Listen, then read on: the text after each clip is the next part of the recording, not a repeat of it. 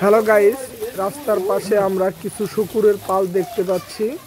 আর এই শকুরগুলা এই বিভিন্ন ধরনের কচু এবং কচুর লতা, কচুরিপানা, বিভিন্ন ধরনের আগাছা, আবর্জনা ইত্যাদি খেয়ে এরা বেঁচে থাকে, জীবন ধারণ করে। আর এই শকুরগুলা কিভাবে লালন পালন করে এবং কতজন এই শকুরগুলা লালন পালন করতেছে, কিভাবে লালন পালন করতেছে, আর এটা মূলত কারা খায়, কাদের খাদ্য, এসব বিষয় নিয়ে আমি এক কাকার সাথে আলাপ আলোচনা করব। আপনারা ভিডিওটা খেয়াল করবেন, এখানে অনেক কিছু অজানা আছে যেগুলো আমরা জানতে পারবো। সবাই ভিডিওটা দেখবেন। কাকা, আপনার ঘরে বেতন কোন হিসাবে দেয়? 12,000 আছে, 13,000 আছে, 15,000 আছে। আর কি ঠিক আছে, কাম বুঝে দাম। এক কামলা 500 টাকা, আবার এক কামলা 300 টাকা নেয় না। সারা বছরই এইভাবে আর কি? এটা ঝড় বৃষ্টি নেই, বেতন আপনার ঠিকই আছে। কাম করলে টাকা পাবেন, না করলে আর কোনো বোনাসও নেই, আর কোনো পেন্সিলও নেই। আর যদি একটা বাচ্চা হারাই যায়? হারাই গেলে তো জরিমানা। আপনি তো আর ইরি খেত নিরে দেয় নাই, গরু গরু চারি দেওয়া নেই, তাও না। আরে পিছনে যে 6টা লোক দিছে। কয়টা লোক? এনে বাচ্চা আছে কতটি? বাচ্চা আছে 100। 100? আর বেশি আছে। আর বড়? বড় আছে 50টা। এই একসাথে বাচ্চা দেয় কয়টা করে? অত ঠিক নাই, একটাও নিচে, একটা উপরে 10টা, 8টা, 5টা। 10টাও দেয়? ওরে আল্লাহ, জাত ভালো হইলে দিব 10টা 12টা। এটা তো মানে শোর করে কয়, তাই না? শুকর শুকর।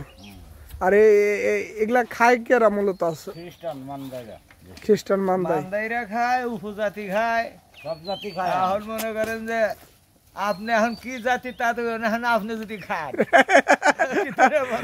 না কাকা, নাউজুবিল্লাহ নাউজুবিল্লাহ, আমরা হলো মুসলমান। ঠিক আছে, হ্যাঁ হ্যাঁ হ্যাঁ, খায় অনেকে। এখন দেখেন একটু হোটেলে গেলে গোস্ত আছে কিনা, গোস্ত যদি হোটেলে থাকে দোকানে বেচা কিনা ফুল তবে আছে। আর যদি কাজে ডাল আছে, ভর্তা আছে, মর আছে তো হোটেল, এই হেলে খাওয়া হবে না।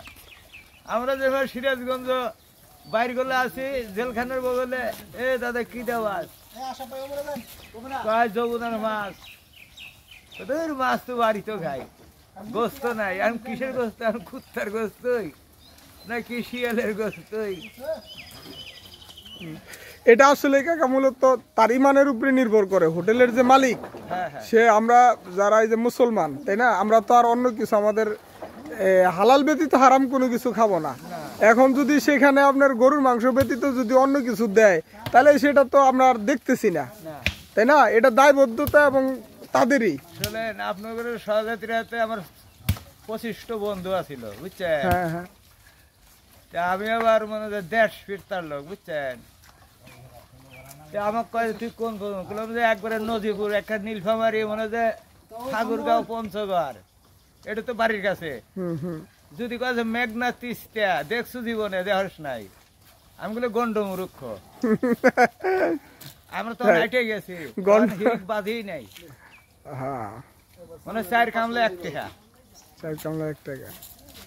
তখন আমার ওই 25টা বন্ধু করতেছে, বন্ধু হোটেলে কি কোনোদিন গেছিলে? কোনো বন্ধু হোটেলে যাই নাই, চিড়িয়া মুরগি কিনে খাইতে খাইতে রাস্তায় দাঁড়, আর গাছের আম টাম জাম টাম পাশে খাসি, সেগুলো চলে যায়। যাই শেরপুর একটা ছাউ দিয়ে একটা হোটেল আছে, একটা দইয়ের দাম মানে 200 গ্রাম হবে, তার দাম মনে হয় 800-900 টাকা। ওরে আল্লাহ, দই, বুঝছেন?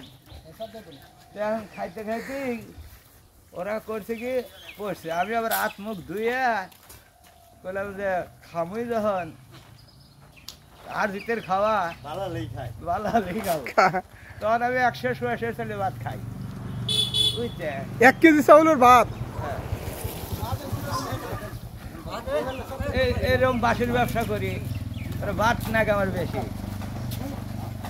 পরে ওরা কি করছে, গরুর মাংস এত ঠুমা, বুঝছেন? আমার নেগাও বাড়ছে হোটেল,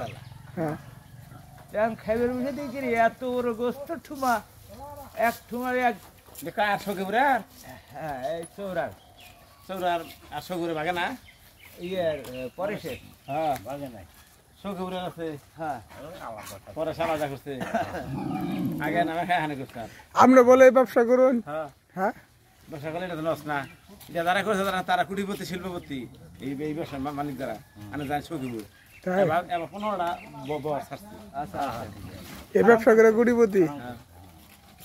সে তখন আমি ওইটা দেখা করলাম হ্যাঁ, কাকার গল্পটা শেষ করুন।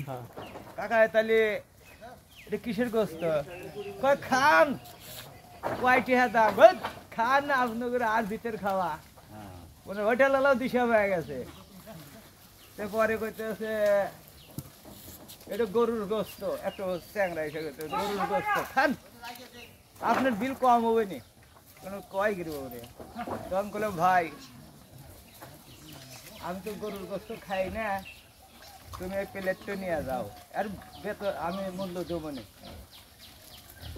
তখন ওই লোকটা মালিক কোথায় আসেন আসেন আমার হোটেলের দুর্নাম করে আপনি হিন্দু মানুষ তাহলে আমার হিন্দু কর্মচারী আছে ওই জায়গায় আপনি যান খাওয়া দাওয়া করেন বুঝছেন যা দিদি হ্যাঁ ডাল মুগের ডাল বুটের ডাল মানে ভাজি পুরি মাছ বুঝছেন তখন খাইলাম খাইয়া আমার বিল হলো তখনকার বাজারে মনে হয় যে 60-70 টাকা বিল হয় আমার।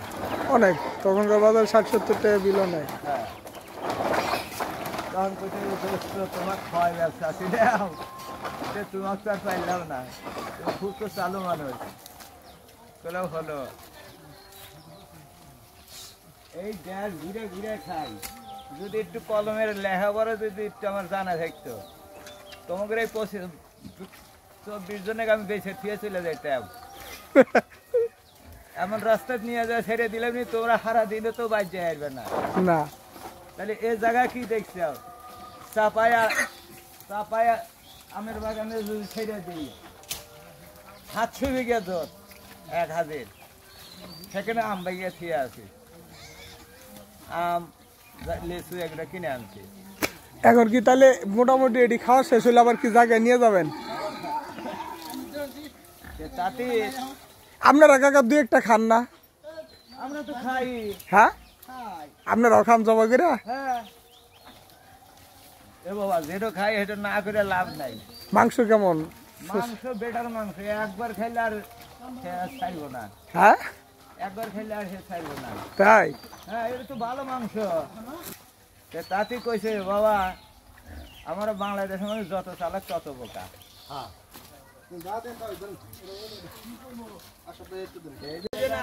তো কাকা আপনার কাছ থেকে অনেক কিছু জানতে পারলাম। তো এখন তো আপনি চলে যাবেন, যাই হোক অনেক ভালো লাগলো। আচ্ছা, আচ্ছা, অনেক ঠিক বিষয়ে আছে আপনার কাকা। সাথে কথা হলো। আচ্ছা ভারে ভারে